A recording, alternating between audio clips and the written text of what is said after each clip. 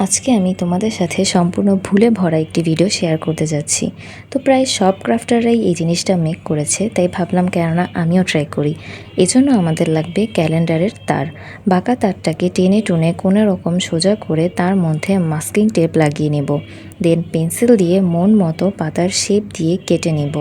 আমি এখানে স্নেক প্ল্যান্টের শেপে কেটে নিয়েছি। এই গাছটা কিন্তু ইনডোরে রাখার জন্য খুবই ভালো। তোমার ঘরের দূষিত বাতাসকে এটা বিশুদ্ধ করতে সাহায্য করবে। অবশ্যই রিয়েলটা। সবগুলো পাতা এভাবে বানিয়ে নিয়ে এবার রং করার পালা।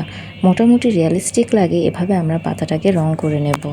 পুরো পাতায় প্রথমে হালকা সবুজ রং দিয়ে দুপাশে হলুদ রং দিয়ে মাঝে গাঢ় সবুজের কিছু ব্রাশ স্ট্রোক দিয়ে নিয়েছি। দেন হলুদ রং ভালো লাগছিল না, তাই আমি আবার দুপাশে সাদা রং করতে করতে ক্যামেরার বাইরে চলে গেছি। যাই হোক, গাছের পাতা তো তৈরি, এবার গাছের জন্য টব বানাতে হবে। এখানে আমি পুরনো স্কচ টেপের ভেতরের অংশটাকে কালো রং করে নিয়েছি। তারপর একপাশে কার্ডবোর্ড লাগিয়ে একটা টবের মতো বানিয়েছি, যা আমি ভিডিও করতে ভুলে গেছি।